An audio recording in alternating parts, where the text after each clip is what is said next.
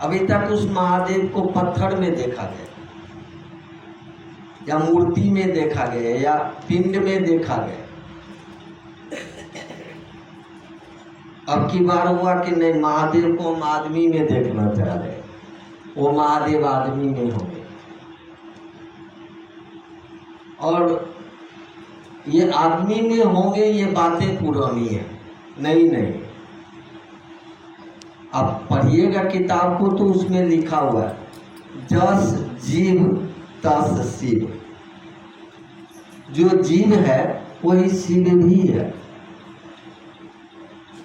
संस्कृत में एक जगह इसी चीज को लिखा गया है, जत पिंडे तत् ब्रह्मांडे। उसका भी यही मानिए कि पिंड के रूप में हम आप हैं, तो हमारे आपके अंदर ब्रह्मांड भी है, मतलब वह परमात्मा भी है, लेकिन हमको आपको बोध नहीं है। समझते हैं जाति को, वर्ण को, खान पान को, तेरा मेरा को, रुपया पैसा को, मान सम्मान को। वो शिव है, इसका एहसास हमको आपको है नहीं। देखिए, आप लोगों की तरह ही हम भी पूजा किए।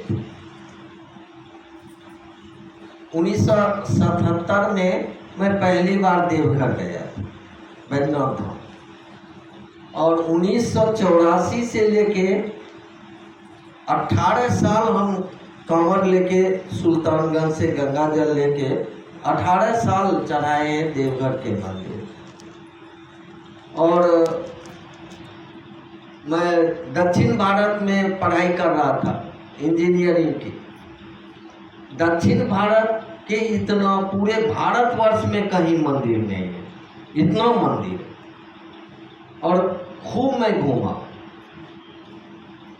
पूजा भी किया, भगवती की भी पूजा किया।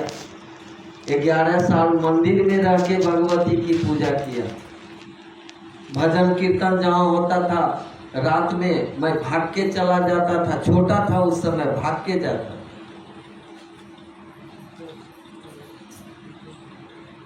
एक अंदर से आस्था बन गई थी तो मैं चला जाता था, लेकिन समझ नहीं थी कि हम कर क्या रहे हैं। अभी मैं थोड़ी देर पहले बोला ना, महादेव भांग पीते हैं कि गांजा पीते हैं जब चला रहे। महादेव उससे भी कड़ा नशा करते, जिसको आप जानते हैं, लेकिन उसके जानने से हमको आपको क्या फायदा है।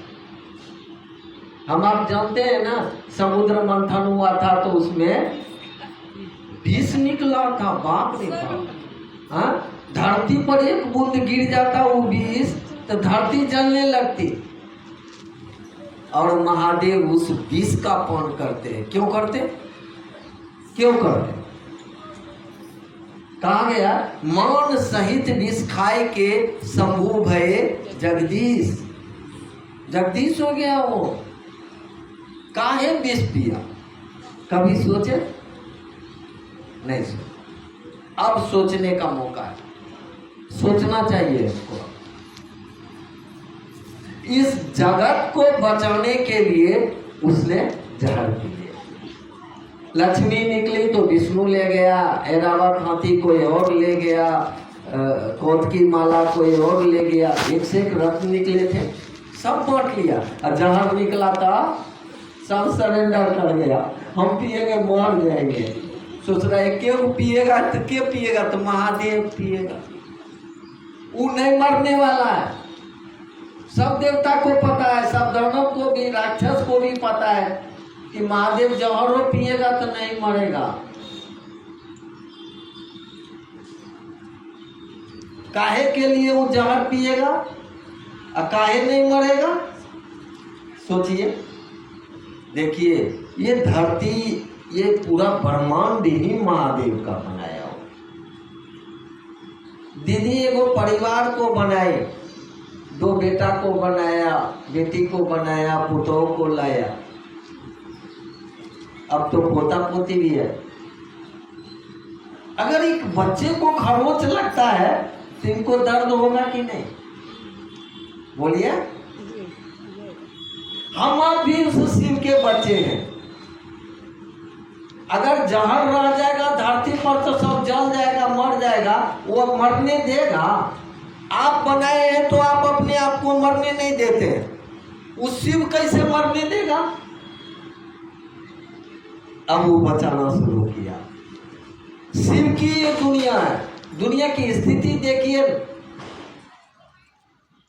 पहले लाइन कट, इस दुनिया की स्थिति को देखिए। अच्छे काम करने के लिए चले तो एक देखिए उस चीज से वो ठीक नहीं होगा, लेकिन आपके अंदर में वो दर्द का एहसास आप पर हो गया, आपके अंदर का शिव उसको जो कह दिया वही हो गया, जो कह दिया वही हो गया, और ठीक होता है जी। आप शिव चर्चा में इस चीज का एहसास किया होगा, महादेव को गुरु मान के आपके घर के लोगों को भी ठीक किया होगा, आपको भी किया होगा, आपके द्वारा बगल के लोगों को भी होता है। ये एहसास हो जाए कि वो शिव मेरा है, कहिए तो उसको मनी मन, हे शिव आप मेरे गुरु हैं, हम पर थोड़ी दया करिए। दया समझते, दया शिव की वो शक्ति है कि हमारे आपके जीव भाव को तोड़ती है और शिव बना देती है, जीव ही शिव बन जाता है। जैसे आसमान में बादल है और आपके यहाँ खूब गर्मी है, आपको उस बादल से क्या फायदा है भाई? लेकिन वही बादल हवा के झोंका से टकरा के अब पानी बन के गिर जाए, अब फायदा है।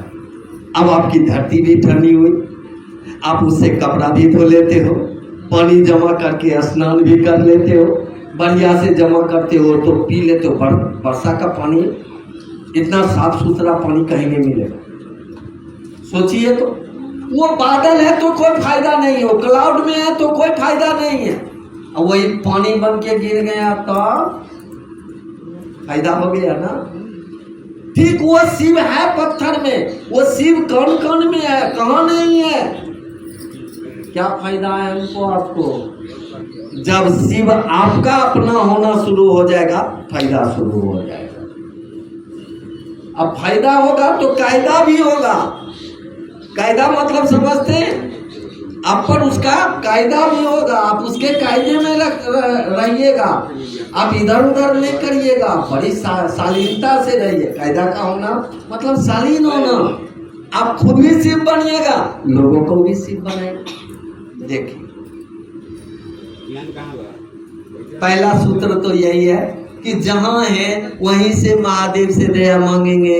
अपने बिछावन पर रहिए, दुकान में रहिए, मकान में रहिए, जो धंधा करते हैं आप करते रहिए, आप जो खा रहे हैं खाइए, कोई परहेज नहीं है, कोई बंदिश नहीं है। बंदिश लगाना होगा तो महादेव लगा देंगे।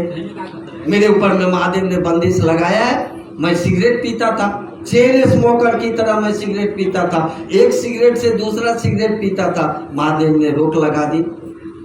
20 साल हो गए, अब सिगरेट मेरे बगल में आप पिएगा तो मैं वहां से रफू चक्कर हो जाऊंगा। अब उसका धुआं तक मुझे खराब लगता है। तो क्या अच्छा होना है, क्या खराब होना है, वो महादेव हमारे आपके मन पर उतर के समझा देगा। कि आपको खूब मांस खाने की आदत है, आप सप्ताह के 7 दिन खाते हैं, लेकिन महादेव को पता है अब ये खाएगा तो मरेगा। अब क्या करेगा? वो आपके मन का मालिक है, आपके मन को ही घुमाना शुरू कर देगा। आप 2-4 दिन के बाद अपने पत्नी को कहिएगा और हमरा मांस खाए की इच्छा ना है, छूट जाएगा, छूट जाएगा। अपने से लाख कोशिश करिएगा, छोड़ने का नहीं होगा। वो शिव जो चाहता है वो चाहता है।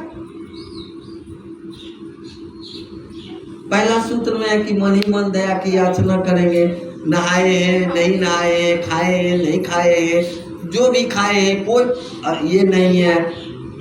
वह मुर्गी भी है तो मुर्गी काटने वाला भी महादेव है, और बैठ के खाने वाला भी महादेव है। सब में शिव है, 10 जीव 10 शिव, वो सब में। ठीक है। तीसरा सूत्र है जो आप सब जानते हैं। तीसरा सूत्र है कि महादेव को गुरु माने तो प्रणाम करेंगे भाई। पिताजी हैं तो हम लोग बाहर चलने लगते हैं तो पिताजी का माँ का पाँव छूते हैं ना, आप आशीर्वाद दीजिए कि इतना दूर ट्रेन में जा रहे हैं सही सलामत पहुंच जाए। हम आप इस दुनिया में आए, हम भी यात्रा में, पल पल हमारी यात्रा हो रही है। कम से कम इतना तो आशीर्वाद लीजिए, आदमी के रूप में आपने मुझे भेजा है तो आदमी बना के रखिए, इतना तो आशीर्वाद दीजिए। तो प्रणाम करिएगा तब ना आशीर्वाद मिले।